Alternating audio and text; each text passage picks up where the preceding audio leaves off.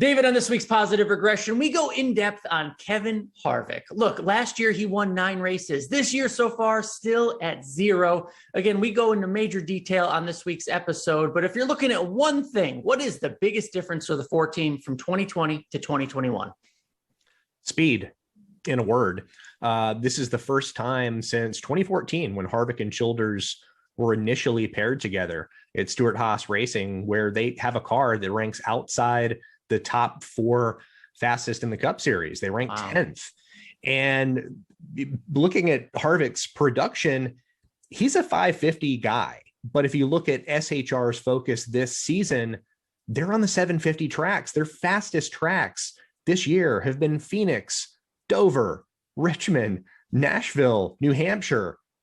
Those are all 750 tracks. So there's a pattern to what they're doing. It might not totally suit what the driver does best, but it could suit them a little bit better in the playoffs. Certainly maybe one round better than it did last year. Hey, look, getting in the playoffs, it's a lot better to get there when you have that victory. Kevin Harvick has won the last 3 Michigan races. Michigan is a 550 track. So can they get it done? You mentioned the speed, not there as in past years. Is it possible, the 4 team getting a win in Michigan? It's possible. Clean air is important at Michigan. It's a fantastic equalizer.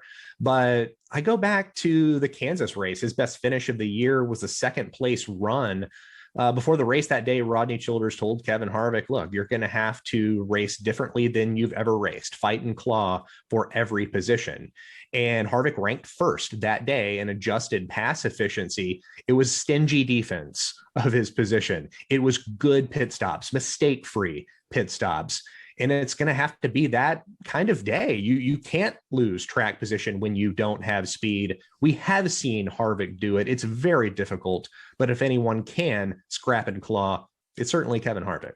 All right. For that full discussion on Kevin Harvick and the 4 team, make sure you listen to this week's Positive Regression.